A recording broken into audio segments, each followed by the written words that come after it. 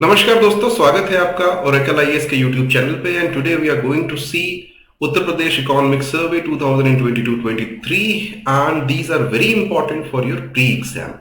एक चीज ध्यान देना कि ये इकोनॉमिक सर्वे कंप्लीटली हिंदी में गवर्नमेंट ऑफ उत्तर प्रदेश निकालती है। What we have done is we have translated it and taken out data that is important for your pre exam. तो प्री स्पेसिफिक बहुत ही छोटा सा डॉक्यूमेंट हमने बनाया है और अराउंड 150 पेज का ओरिजिनल डॉक्यूमेंट, उसमें से टोटल अराउंड 25 पेजेस में आपको ये पूरा का पूरा डॉक्यूमेंट कवर हो जाएगा। और अगर आप इसको एग्जाम से एक या दो बार पहले देख लेते हैं, आई एम प्रिटी श्योर कि एग्जाम में जो कुछ भी यहां से आएगा आप आसानी से कर पाएंगे, क्योंकि ये प्री एग्जाम है। You have to only tick the things. So इससे पहले कि आगे बढ़े, एक चीज मैं आपको बता दूं कि ओरेकल आईएएस आपको क्या प्रोवाइड कर सकता है, कैसे हेल्प कर सकता है मेन एग्जाम के लिए। तो पहली चीज, इमीडिएटली आफ्टर प्री एग्जाम एक या दो वीक छोड़ करके हम लोग शुरू करेंगे daily answer writing programme. That is specific for UP PCS, बाकी एग्जाम्स के लिए नहीं। हम उसके लिए tailored questions and answers we will give you. Model answers आपको मिलेंगे, आप देख सकते हैं हमारे एलएमएस पोर्टल पे। Secondly, we will come up with a test series. Our test series is very acclaimed, very well acclaimed in Uttarakhand regarding PCS exams. I am sure you will find value in that. Third thing, we will be coming up with UP specific classes. UP के दो paper इस बार नए जुड़े हैं। Nobody knows how to prepare it, but we have done a deep study of these things and we are confident that we can add value to your preparation. The fourth thing that we will be providing is some books for upcoming UPPCS special papers. So books 1.5 months में we will be releasing and hopefully those will be helpful for you.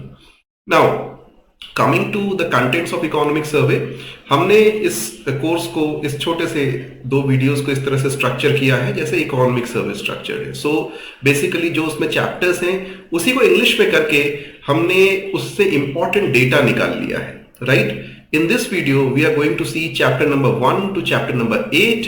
In next video you will see upcoming chapters, इसके बाद के जो भी chapters है। So let us start from शुरुआत से। तो शुरू से शुरू करें अगर, तो पहली चीज, जो पहला चैप्टर है वो है state economy and public finance. And this chapter is the longest chapter in economic survey because this provides a bird's eye view of the economy of Uttar Pradesh. तो पहली चीज जो आपको पता होनी चाहिए कि इकोनॉमिक सर्वे आखिर निकालता कौन है। जैसे सेंटर में कोई पर्टिकुलर एक डिपार्टमेंट होता है, विभाग होता है जो इकोनॉमिक सर्वे निकालता है, वैसे यहां पे इकोनॉमिक्स एंड स्टैटिस्टिक्स डिवीजन प्रभाग होता है, अर्थ और संख्या प्रभाग, which is part of state planning institute, राज्य योजना संस्थान, again part of planning department. तो एक योजना विभाग होता है, उसके अंदर से निकलता है। Now generally the data I'll be giving you is on constant prices. कहीं कहीं करंट प्राइसेस होंगी एक या दो जगह पे, बट जनरली कांस्टेंट प्राइसेस पे ही मैं आपको डेटा दूंगा। Why? Because generally economics is done in this manner. So 2020-21 की जीएसडीपी ग्रोथ रेट अगर आप देखोगे कांस्टेंट प्राइसेस पे 9.65% यूपी की रही है। Every data in this chapter, in this particular document video is of course about UP.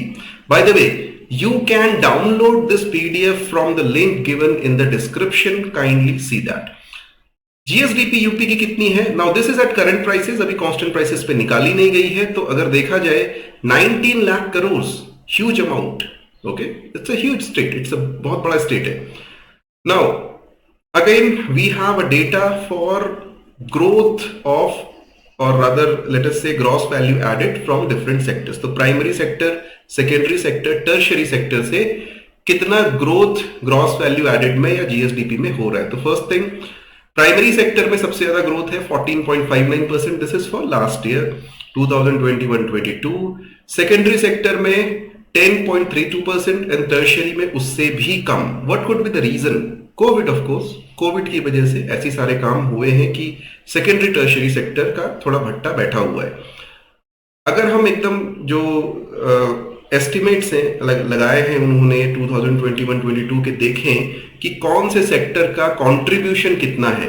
तो first of all primary sector का contribution is around 25.33%, which is huge, considering the factor कि country के level पे primary sector is not more than 20%, 18-19% पे खत्म हो जाता है।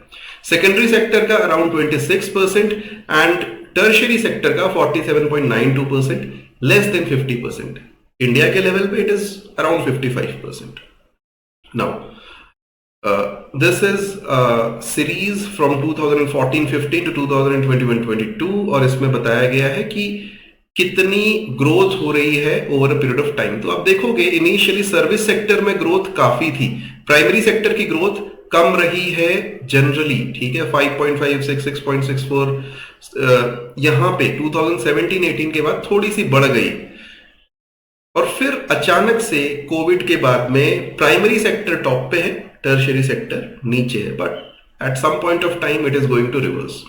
Now, what exactly is in primary, secondary and tertiary sector? You know all this. लेकिन government ने जो मैंडेट किया है वो ये है और ये इन्होंने इकोनॉमिक सर्वे में दिया हुआ है कि agriculture is there, forestry is there, fisheries, mining and quarrying are there in primary sector. Secondary sector में manufacturing, electricity, gas, water supply, जिसको हम कहते हैं utility supply, plus construction is there. Everything else is in tertiary sector. Okay, transport, communication, community services etcetera. What is the per capita income of UP? अगर हम स्थायी भाव यानी constant prices की बात करें तो 42,525, करंट प्राइसेस पे इट इज 70,792। बट आप ये वाला याद रखिए जो कांस्टेंट प्राइसेस पे है। एक चीज और याद रखना, बाई चांस अगर उन्होंने थोड़ा लंबा क्वेश्चन पूछ लिया कि लास्ट 3-4 इयर्स में it has seen a decrease, 2019-20 से कंपेयर करो उससे भी कम है, तो अगर 2-3 साल में ये कम हो रही है तो इसका कारण everybody knows the reason, COVID के कारण सब कुछ हुआ है, ठीक है। तो ग्रोथ रेट यहाँ इनफैक्ट नेगेटिव ग्रोथ रेट थी, कम हो गया था और कम होकर के फिर बढ़ा है, लेकिन इतना नहीं बढ़ा कि पुराने लेवल पे आ जाए। मैं तो कहूंगा 2018-19 के लेवल पे है। अगर 2021-22 की बात करें तो Covid set us back by around 4 years, 3-4 years.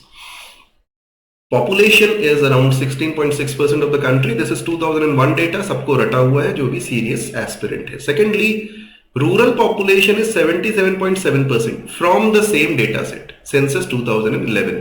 जब होगा अगले साल सेंसस तो उसके अगले साल हमें पता चलेगा कि अभी करंट स्थिति क्या है। Obviously, it has decreased rural population. Main sources of income 3 ही होते हैं, tax, non tax and central transfers. So tax में क्या चीजें आ गई? स्टेट ने जो टैक्स लगा रखे होंगे वो अभी थोड़ी देर में देखेंगे कौन कौन से टैक्सेस होते हैं। अदर देन टैक्स में, अब जैसे आप स्कूल की फीस भरते हो सरकारी स्कूल में, या फिर अस्पताल जाओगे और वहां पे आप एक पर्ची कटाते हो 10 रुपए 20 रुपए की, all that is non tax revenue. There can be many such examples. And then there are central transfer, ठीक है। 55.52% यानी more than 50%, more than 55% of whatever money we get, Uttar Pradesh के में जो भी पैसा उनको मिलता है रेवेन्यू में, हम बात कर रहे हैं स्टेट इनकम की। सो स्टेट इनकम में more than 55% money comes from centre. But ऐसा नहीं है कि ये सब सेंटर हम पर एहसान कर रहा है। पहली चीज ध्यान रखना, it includes states share of central taxes. GST में, इनकम टैक्स में, बाकी सब चीजों में स्टेट का कुछ हिस्सा होता है, वो हिस्सा हमको इसमें मिलता है। और दूसरा, ग्रांट्स एंड एड मिलती है डिफरेंट स्कीम्स के अंदर, मनरेगा के अंदर में या बाकी किसी इसमें आपको ग्रांट्स एंड एड दे दी जाती है। देन स्टेट टैक्स सोर्सेस, सो सबसे बड़ा सोर्स जो है वो है SGST यानी स्टेट जीएसटी। अराउंड 40% जो है स्टेट का सोर्स वो जीएसटी से निकलता है। तो क्या क्या होता है यहाँ पे लिखा हुआ है, ऐसे ही ध्यान कर लेना। अगर एग्जाम में आ जाए कि भाई इनमें से स्टेट टैक्स कौन से हैं तो आपने सीधे टिक मार देना है। तो स्टैंप एंड रजिस्ट्रेशन, विद्युत कर, electricity tax, state excise tax. अब शराब पे या पेट्रोलियम प्रोडक्ट्स पे जीएसटी नहीं लगता है तो वहां पे ये लग जाता है। लैंड रेवेन्यू ये 0.41% है। अंग्रेजों के टाइम पे 2 गुना लगान भी कभी कभी लोग लेते थे, इतना सारा पैसा लेते थे, but now it has become a very miniscule part of your revenue. Then we have value added tax, GST is of course 40%, and then जो व्हीकल टैक्स होते हैं। नाउ एक्सपेंडिचर कहां हो रहा है, ये खर्चा कहां हो रहा है? पहली चीज, कलेक्शन ऑफ टैक्स इटसेल्फ पे बहुत सारा खर्चा है। दूसरा, इंटरेस्ट पेमेंट पे बहुत सारा खर्च होता है। तो यानी हमने जो उधार ले रखा है उस पे हमें खर्चा करना पड़ता है, एडमिनिस्ट्रेशन पे होता है, लोगों को सैलरी देनी होती है, and social and economic services. Social economic services माने अब भाई सरकार स्कूल भी चलाती है, अस्पताल भी चलाती है, जन कल्याण के विभिन्न कार्य करती है, वो सब सोशल एंड इकोनॉमिक सर्विसेज के अंडर में आता है। एक और चीज है, ये सोशल एंड इकोनॉमिक सर्विसेज को डेवलपमेंटल एक्सपेंडिचर के नाम से भी जाना जाता है, यानी यहाँ पर जो खर्चा हो रहा है वो विकास कार्यों में लग रहा है, विकास के लिए विशेषकर है। और नॉन डेवलपमेंटल खर्चा क्या है? बाकी अदर सर्विसेज। तो 33% खर्चा बाकी चीजों में है, ठीक है। इंटरेस्ट पेमेंट फॉर एग्जांपल, उसका विकास से क्या लेना देना, भले ही आपने उधार लिया था विकास के लिए, लेकिन अभी तो आप चुका रहे हो, ठीक है, लोन चुका रहे हो, उससे विकास नहीं होने वाला है। 55% of revenue is committed expenditure. Committed expenditure मतलब उसे कम नहीं कर सकते, भैया सैलरी है, पेंशन है, इंटरेस्ट पेमेंट है, ये तो देना ही देना है, इसको नहीं कम कर सकते, बाकी चीजों में आप कम कर सकते हो, ठीक है। Generally this is part of developmental as well as non developmental expenditure. For example teachers की सैलरी, अस्पताल में डॉक्टर साहब की सैलरी, ये सब कहां आ जाएगी? आपकी डेवलपमेंटल एक्सपेंडिचर में। बाकी एक्सपेंडिचर नॉन डेवलपमेंटल भी हो सकता है। So there can be many examples. Capital expenditure is 6.05% of GSDP, which is decent by standards of UP. पहले इससे भी बहुत कम होता था, बीच में बढ़ा है। नाउ पहले कम क्यों होता था? जैसे 2017-18 में दे डिड डेट फॉरगिवनेस, लोगों का पैसे माफ कर दिए, ठीक है, किसानों का कर्ज माफ कर दिया। या फिर कोविड आया तो कोविड के टाइम पे हमारा कैपेक्स कम हुआ, क्योंकि सरकार का खर्चा अस्पताल से लेकर के फ्री में खाना देने तक बहुत सारी चीजों में हुआ। Capital expenditure as a percentage of debt is more than 100%, यानी अगर हम 100 रुपया उधार लेते हैं, यूपी सरकार 100 रुपया उधार लेती है, उससे ज्यादा कैपिटल एक्सपेंडिचर कर रही है, which is a good thing. कि ये केवल अगर कैपिटल एक्सपेंडिचर करना है, यानी नए एसेट्स बनाने हैं, अस्पताल, स्कूल, रोडें जो कुछ भी बनानी है, या अगर पावर लाइंस बनानी है, तो उसके लिए पैसा केवल उधार लेके नहीं आ रहा, इसके अपने पास भी इतना पैसा बच रहा है कि वो वहां पे लगा पा रहा है, ठीक है। So it's a good thing, it is a sign of healthy economy. 2006-7 से the state has been revenue surplus, मतलब हम लोग डेफिसिट में नहीं है, रेवेन्यू डेफिसिट में नहीं है, ठीक है। बट 2020-21 में कोविड की वजह से डेफिसिट हुआ, इट इज अंडरस्टैंडेबल कि हुआ होगा, उसके बाद में फिर से सरप्लस हुआ। फिस्कल डेफिसिट 2.81% है, which should be under 3% to be under FRBM targets. COVID की वजह से वो 3 का 5 भी कर दिया था, बट अभी भी हम लोग काफी सही कर रहे हैं, 2.81%, जो नॉर्मल लिमिट है 3% है। Primary deficit is 1.72%। क्या होते हैं ये दोनों चीजें, प्लीज आप जरूर देखिए अगर नहीं जानते हैं। Total date is around 33% of GSDP, that is 6.66 lakh crore. GSDP कितनी है? 19 लाख करोड़, उसका 1/3 कर लो, अराउंड 6.66 लाख करोड़ हमारा उधार है। इस पर कितना सारा इंटरेस्ट जाता होगा ये भी आप सोच लो, कि 60-70 हजार करोड़ या कम से कम 50 हजार करोड़ तो हम इंटरेस्ट ही दे रहे होंगे हर साल, ठीक है। लेकिन ये इंटरेस्ट है कहां से? 65% इज फ्रॉम मार्केट से हमने उठाया, बॉन्ड्स में या ऐसे किसी इंटरनेशनल ऑर्गेनाइजेशन उससे उठा लिया है। बाकी तो ठीक है, भविष्य और पेंशन निधि वो भी डेट ही है, ठीक है। Small saving scheme, power bonds, Bharat सरकार, ये सब इतना याद रहे ना रहे, ये याद रखना कि सबसे ज्यादा हमने जो डेट उठाया है वो भारत सरकार से नहीं उठाया, वो मार्केट से उठाया। मार्केट डेट है हमारा सबसे ज्यादा, ठीक है। चलो चैप्टर 1 खत्म हुआ, अब आता है chapter 2। Chapter 2 is banking and institutional finance, Hindi में कहते हैं बैंकिंग और संस्थागत वित्त। तो कई बार ऐसे क्वेश्चन पूछ लेते हैं जहां पर यूपी ने कोई स्पेशल अचीवमेंट की होती है। तो स्पेशल अचीवमेंट ये है कि स्टैंड अप इंडिया में हम फर्स्ट नंबर पे हैं, सबसे ज्यादा लोन हमने दिया स्टैंड अप इंडिया में। जनधन अकाउंट सबसे ज्यादा यूपी में खुल नहीं है, इतनी सारी पॉपुलेशन है तो यहीं पे खुलेंगे। करंटली जो लेटेस्ट डेटा है, there is a banking outlet at 1.33 square kilometres, यानी बहुत सारे बैंकिंग आउटलेट्स खुल गए। बट जनरली होता क्या है, बैंक गुच्छे में होते हैं, अगल बगल 10 बैंक होंगे, फिर 10 किलोमीटर तक कोई बैंक नहीं मिलेगा। खैर छोड़ो, इतना हमें क्रिटिसिज्म नहीं करना। Debt by deposit ratio is 53%। अब इसका जो सिग्निफिकेंस है वो हम देखेंगे मेन एग्जाम में, यहां पर इसको इतना रट लो। साधारण भाषा में कहूं, 100 रुपया अगर यूपी के लोग जमा करते हैं तो 53 रुपया, 53 रुपीज वो लोन लेते हैं। अब लोन लेना जनरली अच्छी बात नहीं समझी जाती, लेकिन व्यापार के लिए, व्यवसाय के लिए आप अगर लोन नहीं लेंगे तो वर्तमान परिस्थिति में आपका व्यापार या व्यवसाय बहुत अच्छा नहीं चलेगा, उसको आप एक्सपैंड नहीं कर पाएंगे। Priority sector lending, everybody knows what this is. Agriculture की लैंडिंग या फिर एमएसएमई और कुछ और चीजें उसमें होती हैं, जैसे सौर ऊर्जा वगैरह उसमें जोड़ा हुआ है। तो 59% जो लोन्स हैं वो प्रायोरिटी सेक्टर में दिए गए हैं और 25% इनफैक्ट इज फॉर एग्रीकल्चर। तो 100 रुपए में से 26 रुपया जो लोन का है वो एग्रीकल्चर को दिया गया है। और एग्रीकल्चर तगड़ा है यूपी का, अच्छा है, अभी हम देखेंगे। Information about banks and ATMs etc. is currently given on an app called Jan Dhan दर्शक ऐप। ठीक है, तो जन धन उसमें दिख जाएगा, ऐप आप डाउनलोड करो। आसपास कौन सा बैंक है, कौन सा एटीएम है, पता करना हो तो वहां से कर सकते हो। जनरली लोग गूगल मैप से कर लेते हैं। कृषि समन्वित विकास योजना एक उत्तर प्रदेश की है। उसकी खास बात यह है कि 3% सब्सिडी देती है एग्रीकल्चरल इंफ्रास्ट्रक्चर के लिए। अगर आपको कोल्ड स्टोरेज बनाना है, 1 करोड़ रुपया आपने लोन ले लिया, उस पर अगर 10 लाख रुपया ब्याज चल रहा है, सॉरी 10% ब्याज चल रहा है, तो आपको 3 लाख रुपया आपके अकाउंट में वापस आ जाएगा। तो 1 करोड़ में 10 लाख, 10 लाख में से 3%, 3% सरकार दे देगी, 60% आपने अपनी जेब से देना है। इनफैक्ट वहां भी भारत सरकार की स्कीम अलग से है, तो 3% वो भी दे देगी, आपने 4 ही लाख देना है। तो मजे की बात है, जिसके पास पैसे हैं वो इन्वेस्ट भी कर सकता है। पीएम फसल बीमा स्कीम, बहुत सारे लोग कवर्ड है इसमें। बहुत सारी स्कीम्स हैं जो बैंकों के थ्रू की जाती हैं, जैसे पीएम जनधन योजना, सुरक्षा बीमा योजना, जीवन ज्योति बीमा योजना, पेंशन योजना। एक चीज मैंने इसमें अपने मन से जोड़ दिया, क्योंकि फाइनेंशियल इंक्लूजन ऐसे लिखा था तो मैंने कहा चलो ये भी लिख देता हूं, हालांकि ये बैंक नहीं करता। वो है पीएम जन आरोग्य योजना या आयुष्मान भारत। इसमें मुख्यमंत्री जन आरोग्य योजना भी कह सकते हो। ये मैंने क्यों जोड़ा, क्योंकि फाइनेंशियल इंक्लूजन की स्कीम्स में जनरली हेल्थ इंश्योरेंस को भी जोड़ा जाता है, भले ही ये बैंक नहीं करता होगा। तो मैंने ऐसे ही बता दिया, आपको ध्यान रखना। Aspirational block, there are 100 aspirational blocks in Uttar Pradesh. Niti Aayog इनको डिक्लेयर करता है।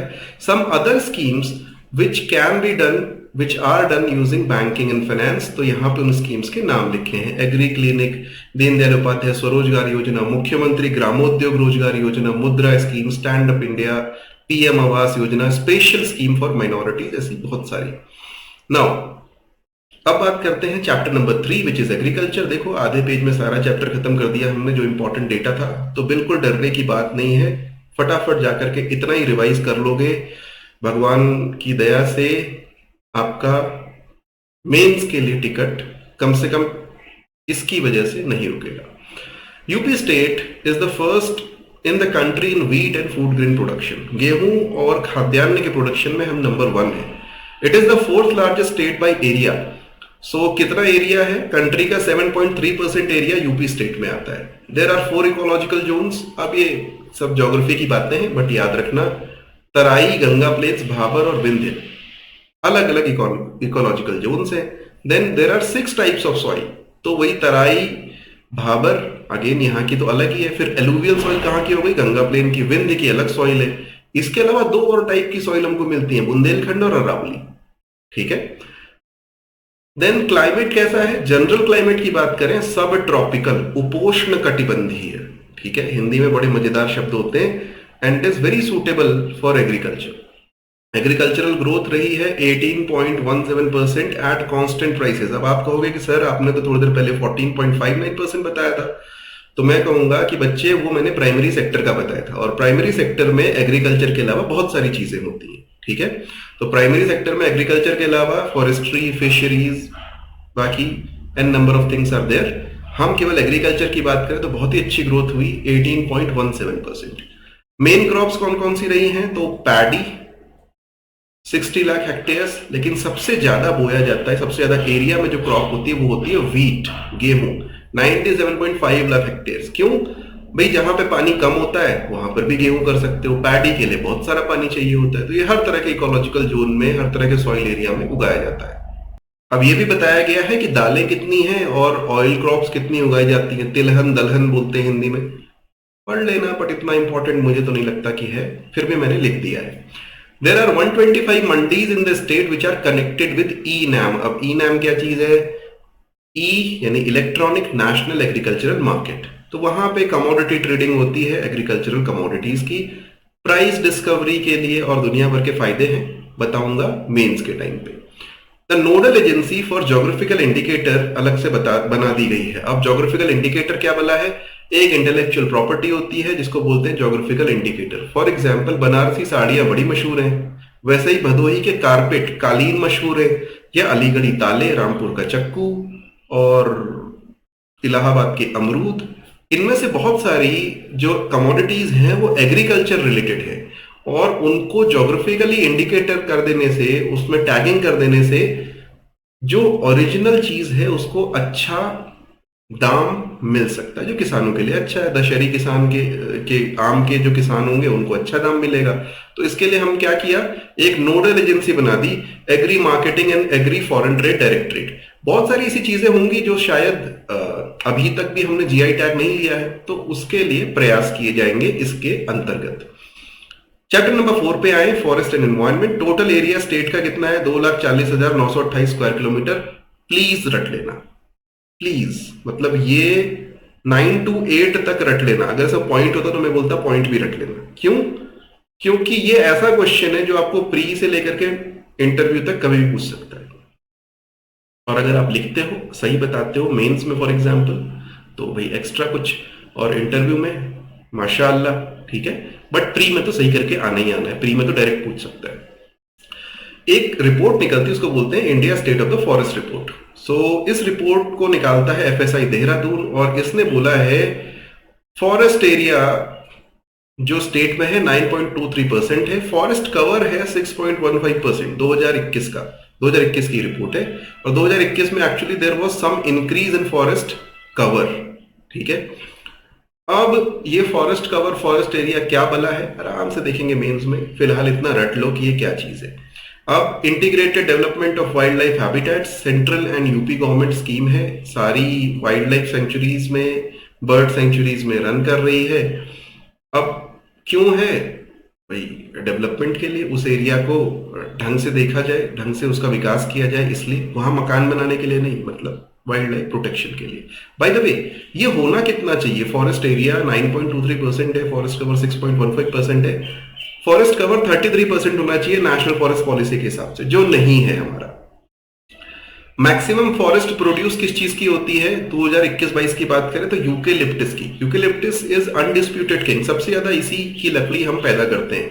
लेकिन शीशम और साल जो कि इमारती लकड़ी है, उसमें आपस में टक्कर है, कभी शीशम की ज्यादा हो जाती है, कभी साल की ज्यादा हो जाती है।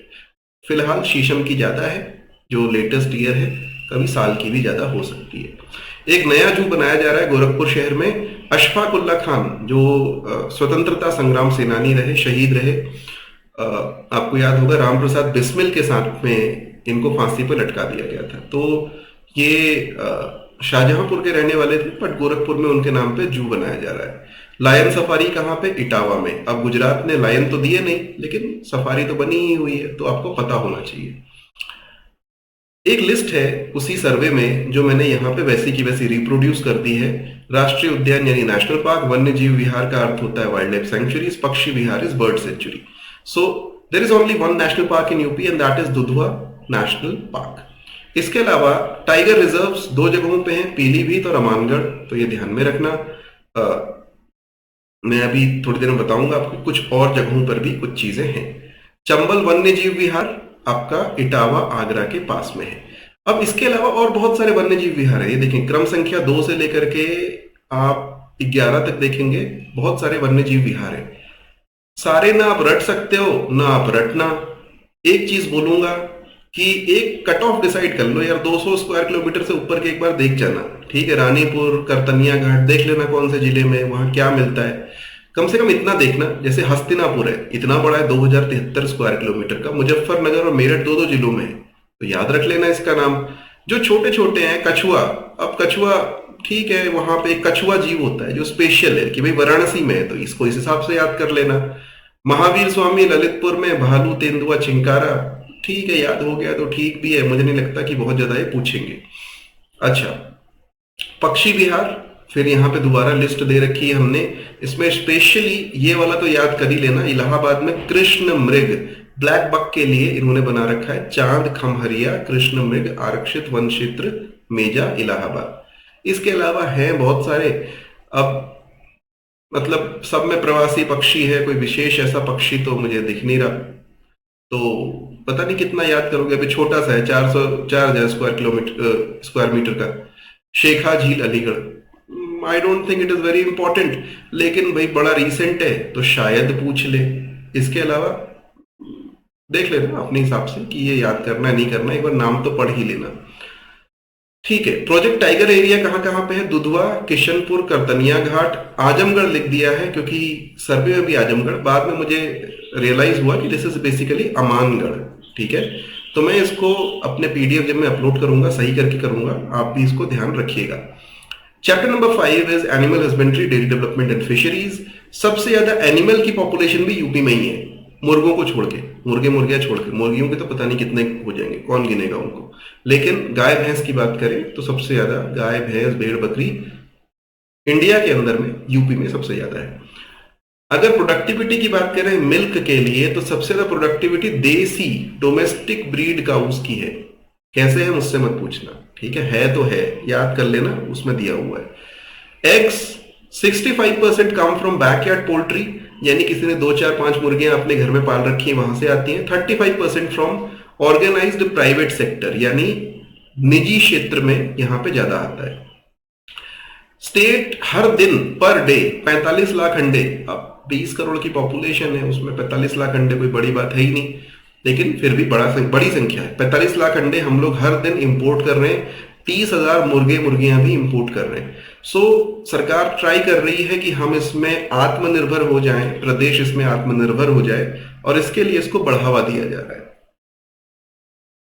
यूपी की कैटल ब्रीडिंग पॉलिसी 2018 में बनाई गई थी। ये मत पूछना उसमें है क्या, क्योंकि ये ना इकोनॉमिक सर्वे में है और ज्यादा दिमाग भी इसमें नहीं लगाना। इस तरह के क्वेश्चन प्री में आते नहीं है। पूछ सकता है आपसे कि कैटल ब्रीडिंग पॉलिसी कब की है? 2018 की है, ये याद रखना।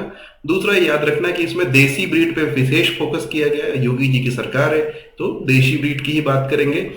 ये बात याद रखना कि यहाँ पे सेक्स सॉर्टेड सीमन के लिए ट्राई किया जा रहा है, यानी ऐसा कुछ जब कृत्रिम गर्भाधान होगा यानी आर्टिफिशियल इंसेमिनेशन होगा, 90% चांसेस हैं कि आपको बछिया होगी, 10% की बछड़ा, क्योंकि बछड़ों का मैनेजमेंट करना थोड़ा टफ है।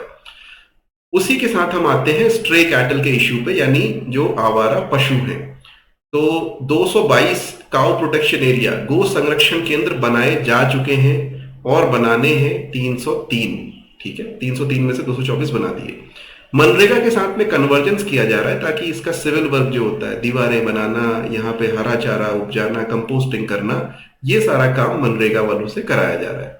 और करीब 1.5 लाख कैटल उनको दे दिए गए हैं जो कि उन्हें पालना चाहते हैं। तो बाय चांस मल्टी जो स्टेटमेंट क्वेश्चन आ जाए कि स्ट्रे कैटल के लिए सरकार क्या कर रही है, तो ये कर रही है जनाब। Milk production state has first rank in the country. 2020-21 का प्रोडक्शन देखेंगे तो 313 लाख मीट्रिक टन। ठीक है, अच्छा प्रोडक्शन था। एक अवार्ड दिया जाता है मिल्क प्रोडक्शन के लिए, इसको बोलते हैं नंद बाबा अवार्ड। तो जो मिल्क, आपको पता है कि ऐसी कोऑपरेटिव सोसाइटीज होती हैं, कोऑपरेटिव सोसाइटी में ब्लॉक लेवल पे, गांव के लेवल पे, जिले के लेवल पे जो सबसे ज्यादा मिल्क कंट्रीब्यूट करेगा उसको ये अवार्ड दिया जाता है। तो एक प्रोत्साहन पुरस्कार है।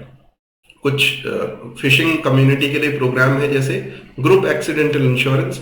एक पीएम मत्स्य संपदा विकास योजना है, उसके अंदर इसकी बात चल रही है। दूसरी मछुआ आवास योजना, अगर उनको पीएम आवास योजना में घर नहीं मिला तो हम कह देंगे कि मछुआ आवास में उन्हें घर दे रहे। मुख्यमंत्री मत्स्य संपदा योजना एक और स्कीम इनकी चल रही है। इसके अंदर होता क्या है ये आप एक बार अवश्य देख लें।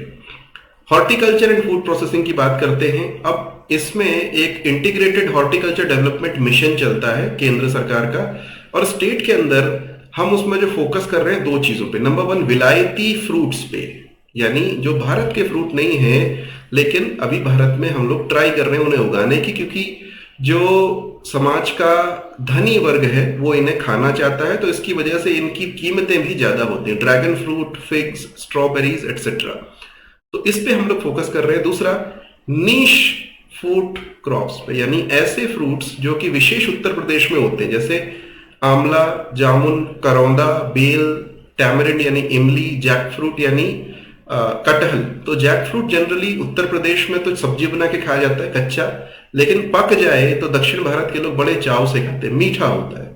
तो कभी आप लोग भी खा करके देखिएगा, अगर कटहल ज्यादा पक गया तो शायद आपको पसंद आए, वैसे उत्तर भारतीयों को इतना पसंद आता नहीं है। फालसा और हनुमान फल, तो इन सभी फलों के लिए भी प्रयास किए जा रहे हैं। 3 फ्रूट बेल्ट्स की बात की जा रही है, आम, अमरूद और आंवले के लिए। तो कहाँ कहाँ भाई साहब, आम तो सब जगह होता है, पूर्वी उत्तर प्रदेश, पश्चिमी उत्तर प्रदेश, मध्य, हर जगह आम मिलता है, तो सभी जगह पे है। याद कर नहीं पाओगे तो छोड़ देना। अमरूद और आंवला जरूर याद कर लेना। अमरूद कौशाम्बी और बदायूं के 6 विकास खंड, तो यहाँ पे कुछ ब्लॉक्स है कौशाम्बी में, बदायूं में। आंवला विशेष प्रतापगढ़ में इन्होंने बात करी है कि वहां फ्रूट बेल्ट बनाया जाएगा। उत्तर प्रदेश आलू, मैंगो और गुआवा का टॉप प्रोड्यूसर है कंट्री में, सबसे ज्यादा यहीं पैदा होता है, ठीक है। अदर स्कीम्स की अगर बात करें तो पीएम कृषि सिंचाई योजना, राष्ट्रीय कृषि विकास योजना, हाइब्रिड वेजिटेबल्स के लिए स्कीम सब चल रही हैं। एक संस्थान है फूड प्रोसेसिंग टेक्नोलॉजी इंस्टीट्यूट, ये कहाँ पे है? लखनऊ में है, तो इसको आप ऐसे याद रखिएगा। फ्रूट प्रोसेसिंग पॉलिसी बनाई गई थी 2017 में, क्या था मत पूछो, मत याद करना, सिर्फ अभी ईयर याद कर लो, 2017 की है।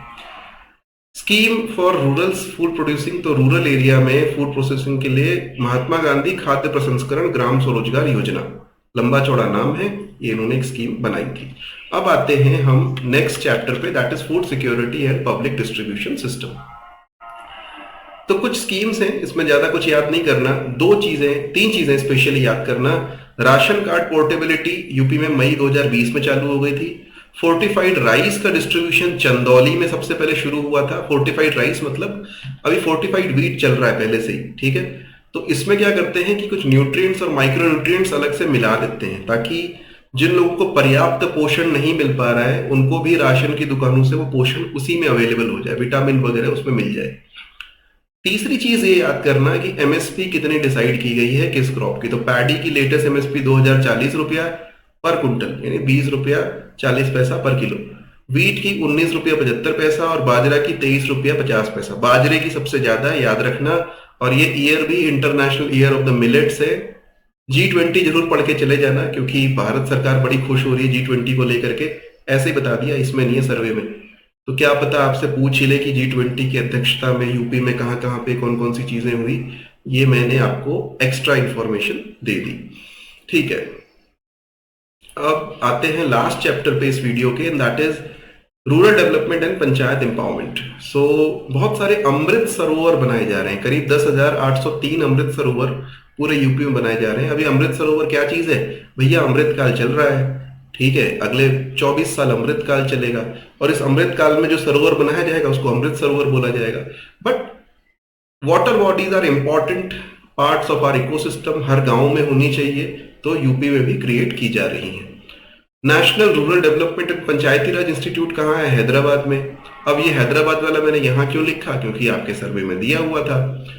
यूपी में सेंट्रली स्पॉन्सर्ड स्कीम्स और उनका जो रेशियो होता है, फाइनेंसिंग रेशियो 60-40 होता है, ऐसे ही रट लेना। 2 तरह की स्कीम्स हैं। Number 1 we have central sector scheme, जिसमें 100% पैसा भारत सरकार देती है। दूसरा सेंट्रली स्पॉन्सर्ड स्कीम, जिसमें 60% सरकार देती है भारत सरकार, 40% राज्य सरकार को देना होता है, ठीक है। सो अगर हम देखें कौन कौन सी स्कीम्स हैं रूरल डेवलपमेंट के लिए, तो यहाँ पे कुछ नाम दिए हुए हैं। मनरेगा, अभी इसमें डेली वेज रेट है 213 रुपया पर दिन का, 213 रुपया, तो यानी 100 दिन में कितना कमा लेगा? 21,300 रुपया।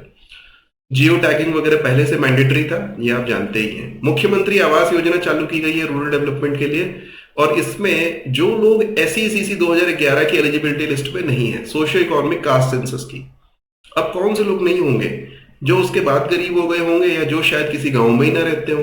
तो जैसे नेचुरल डिजास्टर, काला अजार बीमारी होती है, जैपनीज इंसेफेलाइटिस, लेप्रोसी एटसेट्रा, जो बीमारियां हैं उससे पीड़ित लोग, तो उनको बोला गया कि SECC 2011 में नहीं हो, कोई बात नहीं, तो मुख्यमंत्री आवास योजना में घर दे दिया जाएगा। दूसरा वन टांगिया, मुसहर, कोल, सहारिया, थारू, नट और चेरा ट्राइब्स, ये कुछ ऐसी ट्राइब्स है जो ट्रांस ह्यूमंस करती है, मतलब साल 6 महीने एक जगह रहती हैं, 6 महीने दूसरी जगह रहती हैं।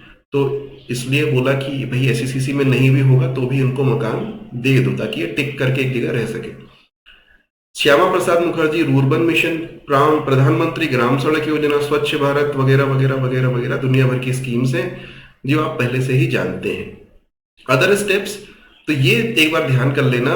Balini milk producer company, Bundelkhand क्षेत्र में एक डेयरी कंपनी खोली गई जिसमें 40,000 शेयर होल्डर्स है, तो सबको फायदा हो रहा है। प्रेरणा ओजस नॉन प्रॉफिट कंपनी, ओजस जनरली सोलर प्रोडक्ट के लिए यूज करते हैं तो वहां पे काम कर रहा है। Prerna canteen, SHG self help group चला रहे हैं, कई जगहों पे प्रेरणा कैंटीन चल रही है।